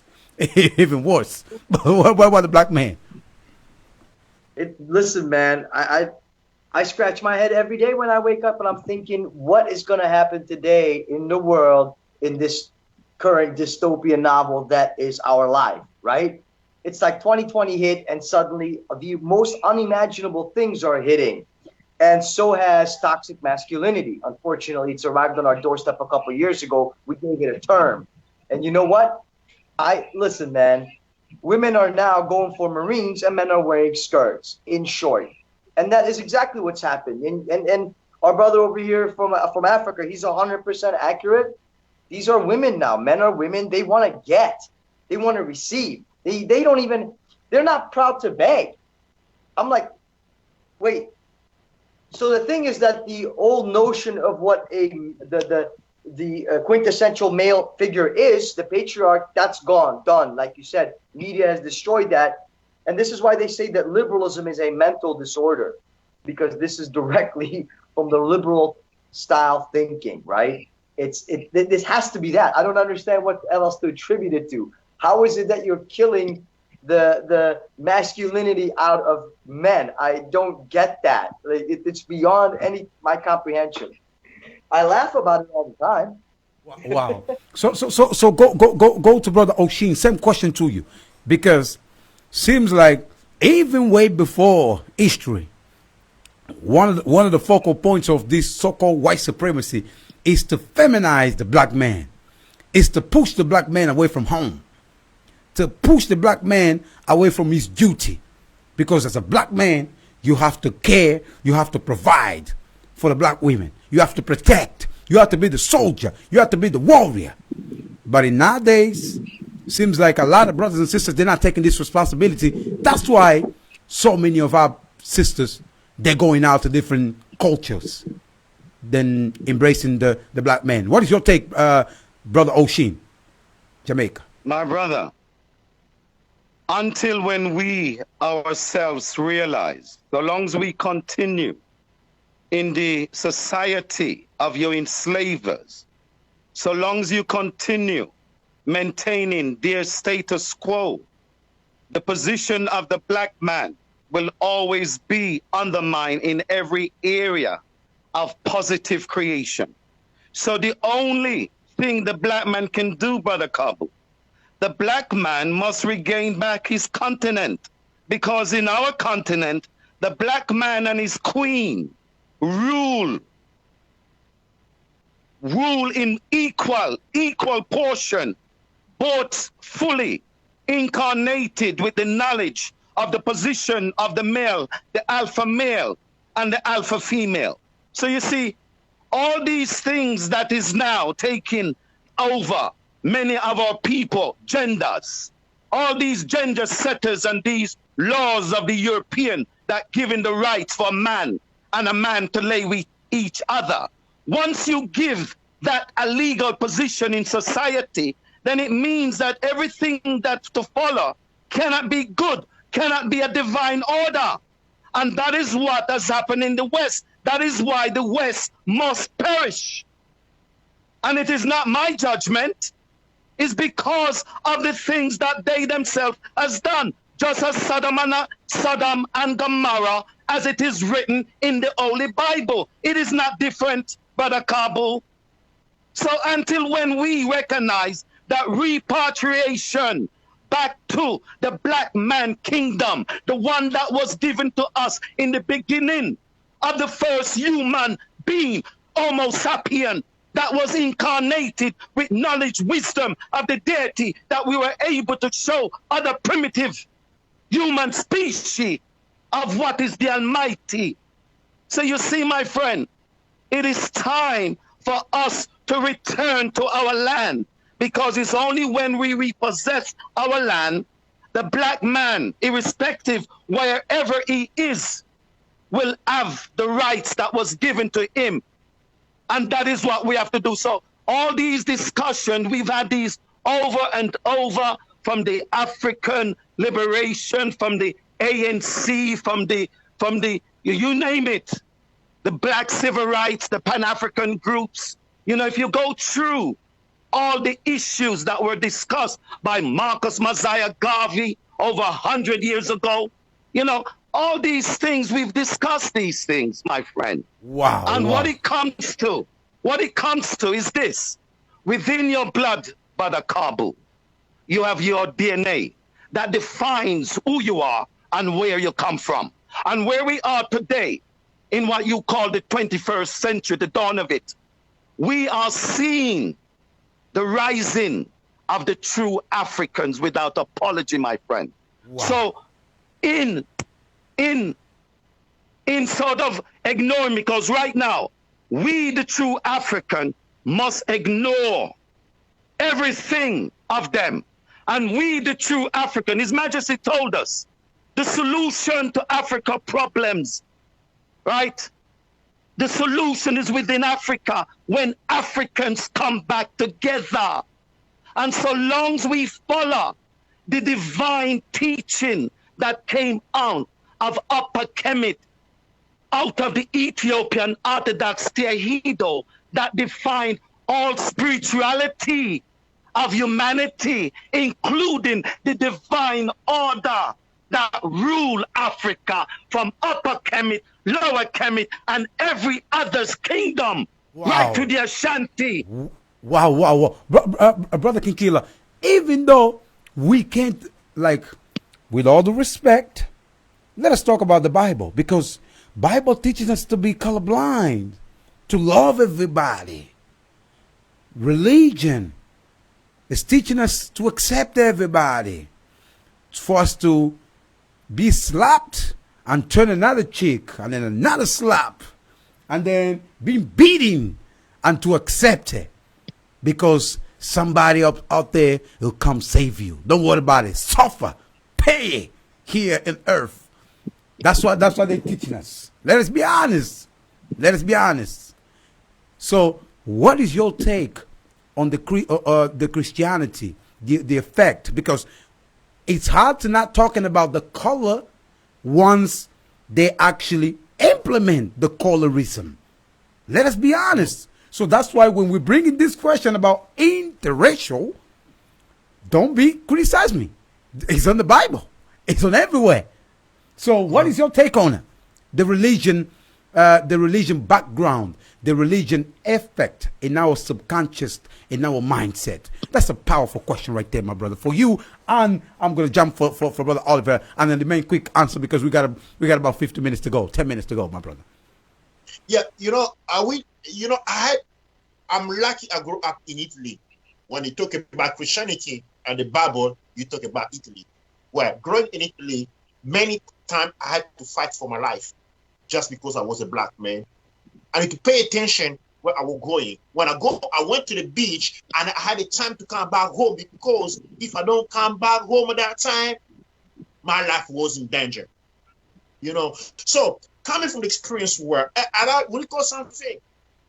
In university, my first year, University of God in the room, when I sit somewhere, people don't sit around me the first year because I was black. Many times in the metro station, where you take the bus, when you sit somewhere, the free seat around you are going to be empty. People are going to stand rather than sitting in you. And we're talking about Christianity, a very, very, very Christian country. So the Bible is a document for implementing slavery, and it touched to the black people, the defeated people, to don't respond. Because when you need to study the structure of the Roman and Greek society, back in the time of the Roman Empire and the Greek Empire, only 10% of the people was free. The 90% was slaves. So that way you have that kind of literature. Wow. That the Roman Empire structure, and as well as the Greek structure, only 10% of the population were free men. 90% were slaves. Okay, so you need an order to make sure that those people don't come back to kill you. So the Bible itself was a document used on white people to enslave them, and it passed down on the black people. That's the only purpose it ever served. Wow. Go to Oliver. Same question to you. At times people say they talk about color, but let us be honest, the color's everywhere. When you see the screen, the media, you see they're promoting light skin. Oh, dark is evil. When you see the religion side, they say, oh, the devil is black, it's the dark. So automatically you start asking questions about yourself. So it is about your perception. You can embrace black and then see black as love, as something pure. not what they define to you. They say white is pure, and then you accept it. Then you start. So what is your question? What is your thought about the religion system, the Bible, and also the media? Real quick, brother. Look, I grew up secular, right? Very secular person. So I don't, these are things to me that are just completely beyond comprehension. These are, I don't understand any part of humanity that is on that level or operates there. It's just not in my time schedule because my life is too short to ponder those things that don't really affect me. But I'll tell you something, I am a 100% protagonist always of equal human rights and everybody being equal. So like, because I've never experienced it, because I got white privilege, it's a thing that I would not know, right? However, I do see black people suffer because of this. And the thing is that I have a black daughter, and you know what? When I go to the Barbie doll section, there is no black Barbie dolls. So, and in Jamaica, there actually is black dolls. Not Barbie dolls, but black dolls. And the thing is, I wonder, do children, as an adult who knows about this, I'm like, man, I want to get her a black doll because she's black. But here's the funny thing. My little daughter is showing me that maybe kids don't see that. And so everything is learned. So we just need to unlearn these things because my daughter loves the little white dolls, doesn't look at them like, she doesn't look at any of that. It's, once again, man, every day I'm with her all day long and I look at these things. And so I'm looking at her watching TV and it's just not there as a little child yet, right? It's not there. So I question myself because this is all learned. How can we unlearn as society these misconceptions? And by the way, you guys are right. History has changed in 500 years ago. Before that, black culture was the superior. Egypt was the apex of society. To this day, there is nothing that's come out that's better than Egyptian art in terms of like gold engraved chairs. These are priceless furniture that no modern machine could reproduce better. See, so what I'm saying is that all these things we're being lied to. The whole world has changed in the last 500 years, as Brother Oshin said. That's 100% true. And so until this American and European exceptionalism gets unlearned and we unwind it, until that happens, man, we're up against real headwind, and it sucks. But we recognize it, and we got to do more George Floyd type movements where we say we embrace it. Let's go ahead and say we caught you guys red-handed. We're putting you in jail. We're taking your immunity away. The system cannot systematically exploit one segment of the population over another. Like that's a fact. Wow. Can't happen. Wow. Real quick before I go to Brother Oshin. Real quick before I go to Brother Oshin. Take us through about the Judaism, because at the end of the day, the Jews, they're all over. So your people, they're all over. They're all over our neck through media, through culture. They're all over our neck, brother. So what is your take about the Jewish influence on our people? It's been really positive, or what is your take, my brother? Because you're Jewish. You got the Jews backside on you, because they've been all over our neck. Let's be honest, media wise, economic wise. What is your take about the Jews? The Jews. Look, this is really funny. Like, I just don't get a lot of the Jews who, like in America, who are so pro-Democrat and are like all diehard Democrats, when the truth is that Republican Party is the one that emancipated black people. Well, what the hell is going on with that country then? Why would anybody support the Democrats based on that? And why do they think the Democrats like black people when they don't? It's like the funniest thing I've ever seen. But there's just a million contradictions in our system that is exactly just like that, right? So, look, the Jews, what happened to us, as you know, we were slaves, right, of Egypt. And what happened was everything was taken from us. The only thing that we were allowed to have was education. This is why Jews embraced education so much, right? Yes. And yes. it's much like Cuba, where our brother over here from Africa has told me in a previous conversation that actually, it's all about the religion is there, just music. That's the only thing they're allowed to have is religion. Religion is not allowed there, right? And that's communism. The system is rigged that way. And it's the same type of thing that happened to Jews. And so we are materialists to some extent because, and we are very materialistic, obviously. I mean, Jews are known to be the money masters because money we were allowed to manage. Nobody ever said to the Jews, you're not allowed to have money and possess it. So knowledge and money went hand in hand. And that is kind of where it becomes like one of these things that diverges. And so Jews, you have to be Orthodox. There's many different types of Jews, understand that as well. And so that in and of itself doesn't mean that we're all necessarily like this either. It doesn't. But, it's a very, very philosophical question. It's much too deep for me to answer in this segment. And it's an onion with many layers. And it would take us a very long, intricate amount of time to get into this on that level. It's really difficult to explain my position on all of these things just because it is so messed up. And how do you get from one place to another with all these diversions and misdirections coming from the system that it's not? You see what I'm trying to say? It's misdirection upon misdirection upon misdirection. Everything is that. Yes, yes. But you have to agree that they've been lying to people for so long, controlling the media and pushing all these agendas, subliminal agenda, controlling our culture. So you have to agree with that, right? 100%. That's what I'm saying. It's just that's all society is one big giant misdirection. And if you don't know how to read between the lines, then you become part of the sheep. Wow. So go to Jamaica, brother Oshin, real quick. Break it down about the religion side, because no matter what it is, my beloved, because you're a member of the Ethiopia Orthodox Tewahedo. So then, what's the difference between the Ethiopia Orthodox Tewahedo and then the Christians and the Hindus, the Buddhists and the Islam?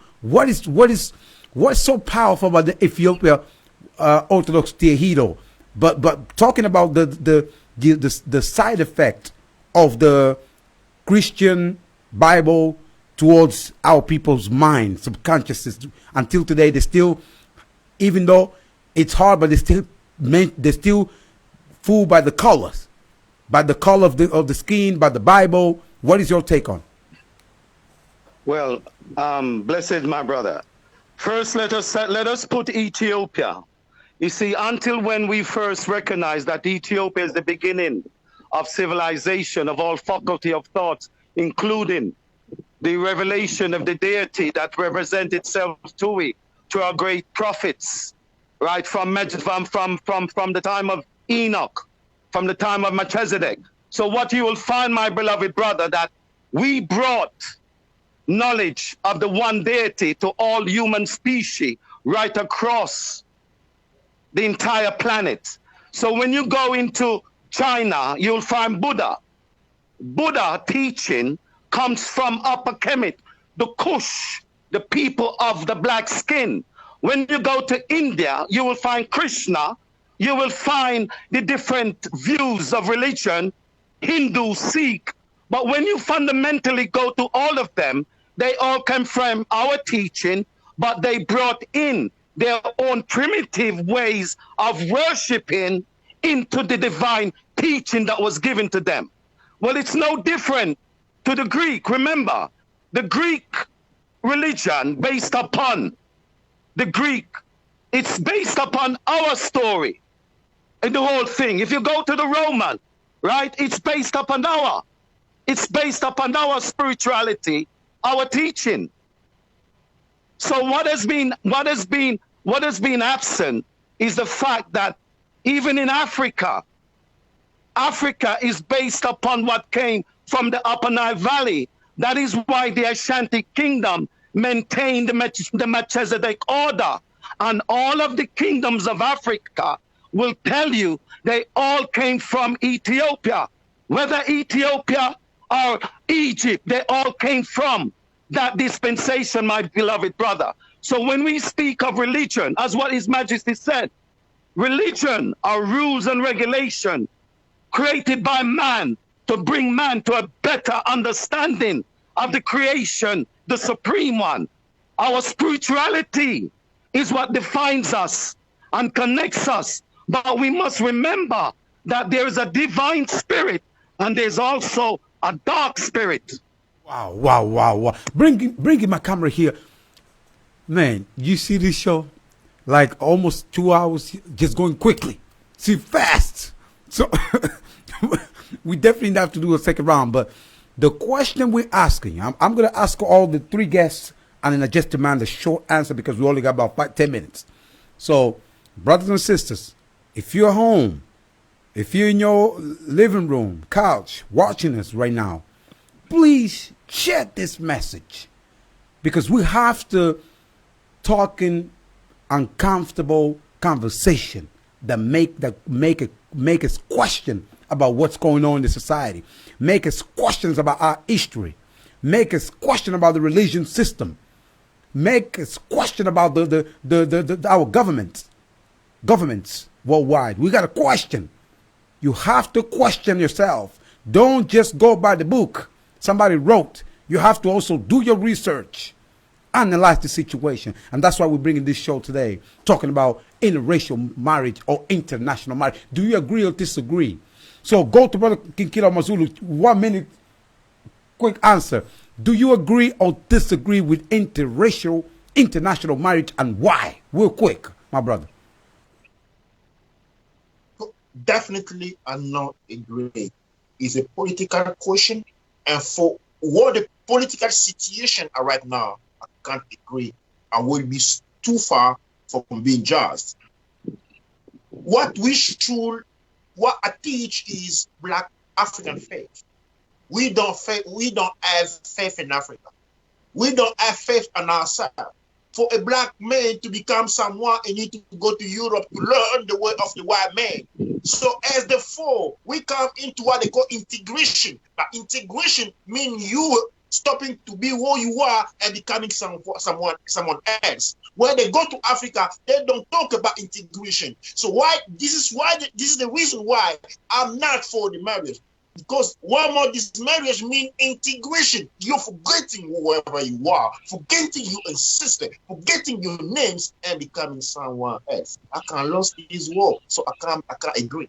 Wow, wow, wow, wow. That's a bold statement right there with one of our great Kinkila Mazulu from the Kingdom of Congo and the Kingdom of Zulu.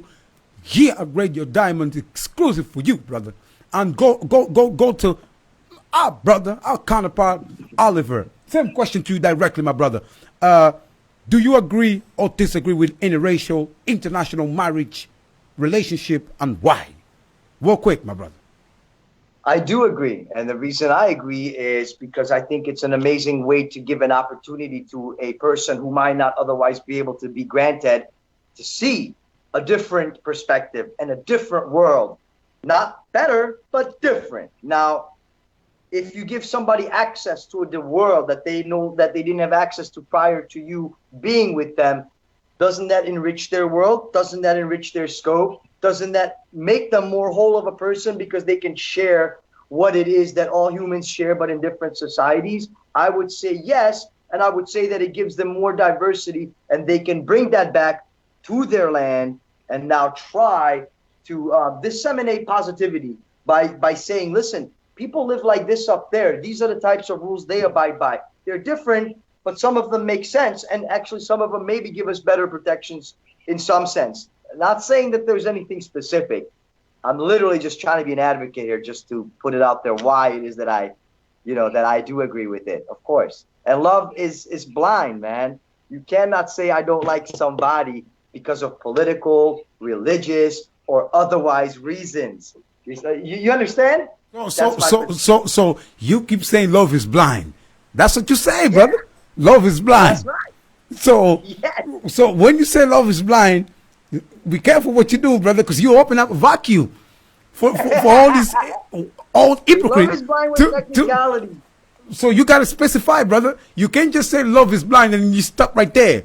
You got to specify, brother, because if you don't specify, you creating a vacuum for some Europeans go to our African country with the money because they got the money, go over there and corrupt not only white, even Chinese, even to some extent some of our brothers and sisters in Africa. When they see a nice young African woman with a beautiful shape, they automatically corrupt them, give them money, because in their mind love is blind. So therefore I can having a 14 years old daughter, or even I can marry my daughter. So we gotta specify, brother. So when you talk about love is blind, you gotta specify to the people. But there is an age limit. I mean, that goes without saying. I mean, if you're a healthy individual, hopefully I don't have to say this. I mean, I'm not dealing on pedophilic level. I'm not, I'm just not there. So yes, 18 and over. 18 and over, love is blind. Okay. So we might disagree on that, but anyway. So go to brother Oshim real quick. We got about a couple minutes. Do you agree or disagree with interracial marriage, and why? My beloved brother, until one race, until the philosophy that holds one race superior and another inferior, on those basic, right, I cannot agree because of the different racial, cultural problems, and those who believes that love is blind. Love cannot be blind. Love can only be blind if the reason why you got involved is based upon so-called material appearances. And then when you get involved and realize the fullness of it, you start wake up. So let us not make love blind. Love must make you see. And you must be able to see both the ups and the downs, right? And everything concerning the relationship that you're in. And if you cannot open your eyes when you're in love, then you're going to be widely awakened, and what would become a nightmare. You'll be wide awakened from out of a nightmare, a dream. So let us not make love blind. Let us make love make us see. Wow. So before I let you all go, I start with Brother Kinkila Mazulu. A strong, boldly message to the black women worldwide. Because right now, there's some of our brothers, sisters, they're going through tough time. And then our brothers, they're not doing the right job, let's be honest. And I want you to send a message. Or even, to some extent, can you apologize for the men that are not doing the right job? First of all, can you apologize? Can you really, before the world, apologize that we're not doing it? Yes, I'm a therapist, and I receive a lot of women who come to me with the relationship problem in their house. And when I heard what they tell me, sometimes I'm ashamed to be a black man from what I heard. We should be ashamed of us, definitely. Not only I apologize to all the women who suffer, all the black women who suffer within the hand of black men, but also black men, we should be ashamed of us because we don't deserve our systems for many of us. So definitely I apologize. And then a boldly quick message, like 30-second message to the black women. My message is black faith no matter what. It doesn't matter if your son doesn't listen to you. Your brother, first of all, is your son. Your husband, you the mom, the premium mom of the universe. So your man is your son, and you can't throw your son out of the house because that is no respect out of you. Black love, first of all. African love, first of all. And then we're going to deal with our brother home. Right. Moment of apology. I've Brother Kinkila accepted. So go to Brother Oliver. Can you apologize for what your ancestors did to our ancestors? And until today, they're still some of them they're still not recognizing. Could you? I know you're in the family. Could you apologize? Oh, you don't want to apologize. Apologize for what your ancestors did to our ancestors, and then till today, there's some racist folks that don't want to give up. At the end, man, listen. White people just literally, the ignorant ones need to step back and start evaluating and start really truly opening their eyes. And I mean their political eyes.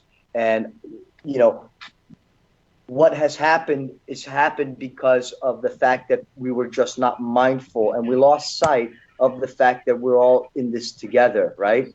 So the only thing we can do is try to move forward so that these things don't happen. And we do need to learn from our past. And so we can't be ignorant about that. Of course, I understand that every time a new regime comes in and there's a new political site and a new political paradigm, they try to destroy everything that's happened up to now and reshape into a brand new paradigm, such as Bush did with Iraq in the first war, right, in 2000. So now all this new generation grows up thinking of America completely as liberators as opposed to oppressors. So this is the type of thing that I'm trying to refer to right now. That, yeah, I think that this is, we need to just clearly be mindful and move forward in a way where we are not hurting one another, because we are, but again, these are things that, to me, my ancestors didn't specifically do that because I'm Hungarian, right? We come from a completely different stock. But at the end of the day, I was there. You're in Europe, it's Europe, period. So yes, you know, it wasn't far from us, although we were not privy to it because we didn't have a rich country that had anything to offer. Like, we didn't have guns to offer so that we could actually partake in all that. So we were off like the same way as black people were. The difference was that, of course, we were in serfdoms. You know, the difference was they weren't killing us necessarily, putting us in a boat and in the worst, more inhumane ways. And that didn't happen. Okay. So that means you publicly apologize. Yes. Okay. So and then 30 seconds, a boldly message to the African women worldwide, and especially our queens in Jamaica. A boldly message, real quick. The message is that you need to look for men and partners who are going to treat you as an equal and is going to care for you and love you and respect you. And so what you want to do is find people who are going to grow with you, as opposed to wear off with the physical stuff, because the physical stuff wears off very quick. So the message is, do not get involved in somebody because you're obsessive physically over them. That's today. Tomorrow is a whole new day. And when that wears off, you have nothing left and you realize you have nothing in common. And this is not the way to work it. This is not the way to work it. Wow. Grow it. So, and then we go to Brother Oshin. First of all, the same question to you. Do you apologize for what our frivolous, some of our crazy brothers have been doing to our sisters, to the point that our sisters now, they're going out with Chinese and people from other culture, Arab culture, all this culture, rather than embracing our culture? So do you apologize publicly? 30 seconds. Well, my beloved brother, because we, the alpha male, knows who is the alpha female, and the alpha female, the alpha queen, and the alpha king, we know our position. We know the history that came against our people. We know the time that we're in. And one thing that is the only solution is to regain back our kingdom.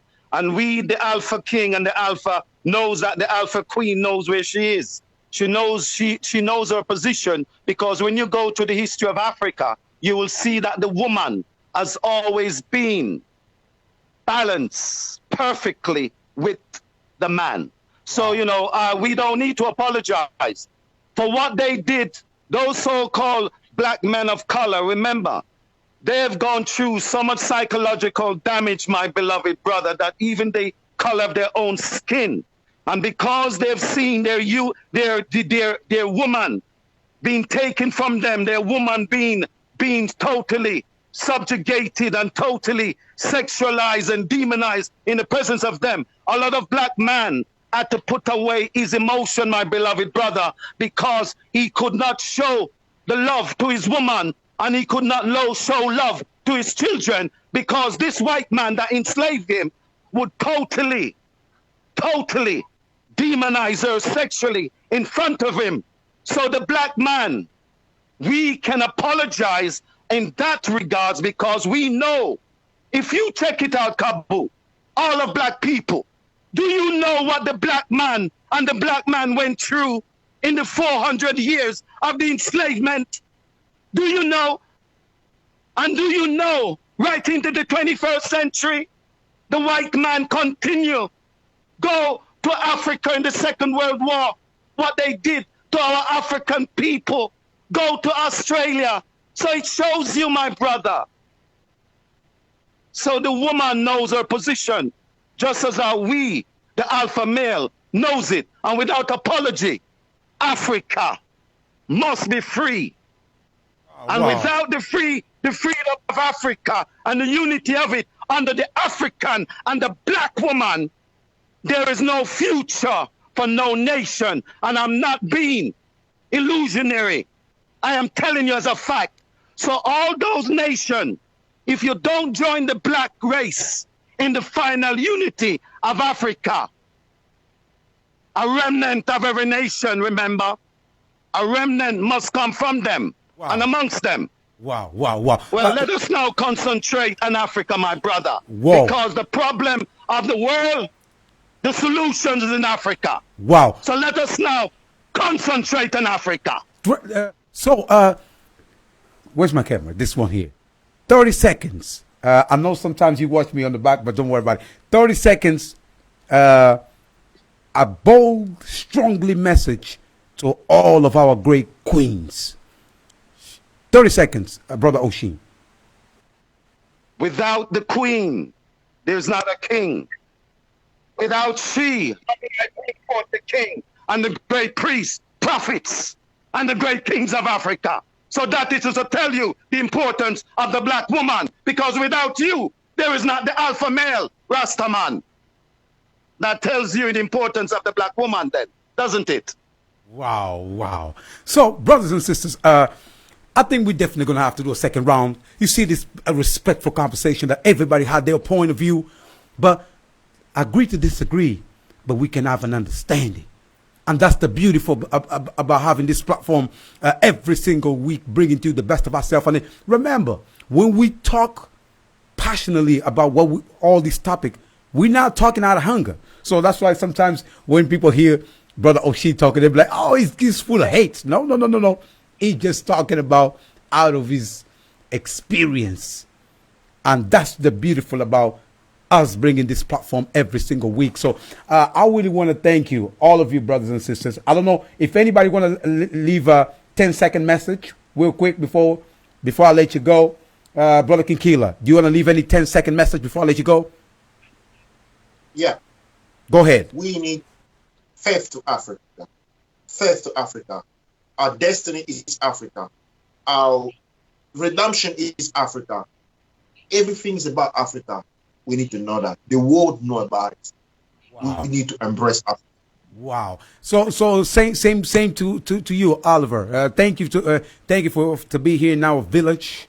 Now that you kind of part of the family, so you get used to the party now, brother. So I'm sure you eating a lot of nice food over there, pounded yam in Jamaica, rice and peas, all the jerk chicken over there. Right, so that's why you feel so happy, huh? You feel so happy. That's right. Right. Yes. So 10-second message if you're gonna leave any message around the world, my brother. All right, my brother. Huge shout out to the Alpha Quavo show, brother. Wow. His line went down for some reason. Go to brother Oshin. Is such a powerful warrior from the land of Marcus Garvey, and giving us this energy, this Ethiopia Orthodox Teahido, and we have to really break it down. Ethiopia Orthodox Teahido, we have to break it down about Ethiopia itself. So that is why we're definitely going to be planning this show. Now that he's got his own software setting up, all this Skype, you're going to be able to hear. You'll be here, Brother Oshin, in different platforms now.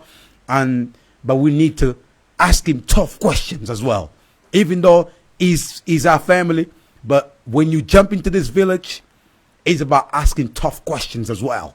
bringing tough topics that people don't want to talk about it, and at times I get attacked, but I don't care. I'm used to this. So, Brother Oshin, 10-second message to the family worldwide. My message is to the Ethiopian African people. Look to the Upper Nile Valley when you want to define your spirituality and what it means as an African coming from the divine teaching that came out of Holy Mount Zion. And when you want to look to development, look to the Constitution of His Imperial Majesty and look at the organization, African Union, the OAU, the fundamental principalities, the development of Africa. We already got it, my brother. We do not need to reinvent anything. All we need to do is to engage to Upper Nile, Upper Kemet, Ethiopia, and where it comes on to definition between Christianity and Islam, only Ethiopia as the foundation, because we are the first faculty of all economical revelation, whether it's the deity of the Almighty or whether it's the only begotten Son, Iosos Christus, the one they call Jesus. Wow. Brothers and sisters. So, as you say, as we say, we have to embrace ourselves. It's about being proud of yourself, proud of your culture, proud of your family, proud of your queen. That's what it's about. Regardless the choices, because we can't control your choices around the world. We have to not be only too quick to judge people's journey. So that is why, as you can see this picture here, before I let you go, look at the Nigerian sister. She's going out with his white man. Look at this brother here going out with these white women. So by that time, brothers, when you see a king embracing his own queen, like you see in the image, don't be out here trying to say, oh, he's too black. No, he just loves his queen to the point that he's willing to fight and die for her. And that's what we have to be. That's why when you bring this brother here too, that's what it's been about. Preaching love, preaching black on black love. And don't criticize this brother, because he's only doing on the base of love. Shout out to Brother Alpha Kwabo. Shout out to Brother Alpha Kwabo. And when you see this warrior here publicly proposing the queen before the world, don't be out here say, oh no, he's too weak. How can he show some love like this? Because yes, at times of our brothers, our kings, they're afraid to show love. Show love, man. Don't be afraid, brother. And that's what it's about. That's why I got to tell you, it's amazing to have you here at Radio Diamond. Keep the show burning. Keep the comments. Keep the fire. I know I can't read all the comments, but let us keep the conversation alive and understanding. It's about love. But at the same time, you have to understand not what love is about. Love has some boundary. Love has to be attached with the spiritual connection. That's why peace and blessing. I'm leaving you with this powerful song, powerful video that we open up the show with. Look at this, a powerful. Where's my videos? Look at these powerful videos here. Let me make sure. Stop. Okay. Look at this powerful music video talking about power to the people. Power to the people. And Brother Oshin, we're going to send you the link. As again, it's such a pleasure to have you always. And then we're going to be connecting, my brother, in the future. Looking forward, my brother. And remember, we are the true sons and daughters of Africa. And Africa has called us. So let us now concentrate fully on Mother Africa, because that will bring the solution to the rest of the problems of humanity. And that's where we are, my brother. Absolutely. Thank you. Obviously, right away from Jamaica. Thank you very much, Brother Kabu, and the rest of the listeners, and who are able to view it as well. Perfect Absolutely. love to all of you. And then we're definitely going to send it to you as well, the link on YouTube, because we spread the information everywhere. Facebook, YouTube, WhatsApp, radio, TV, everywhere. Just so you cannot tell, you don't know what's going on. Peace and blessings, and then I'm leaving you to this amazing, powerful video. Oh, power to the people. Majesty, my brother, perfect love. Oh, power to the people. Look at this. My dollars to flourish the land, but still treat me like 3/5 of a man. Help me understand. You pussy, never been known to gain the upper hand. That's why it's so easy for you to kill a man. The pipes is busted, pressured and tip the scale. Either give us heaven on earth, or we'll all live in hell.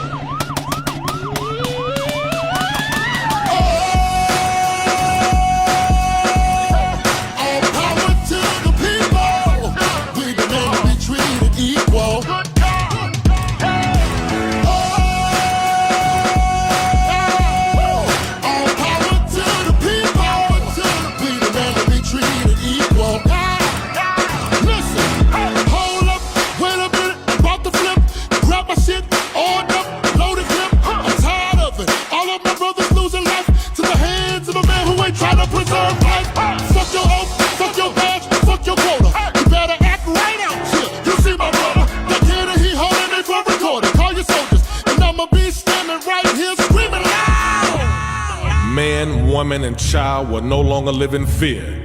You played with our emotions for way too long. The sympathy is gone. It's time to even the score. Give us justice or we'll give you war. Respect, peace, equal. All power to the people.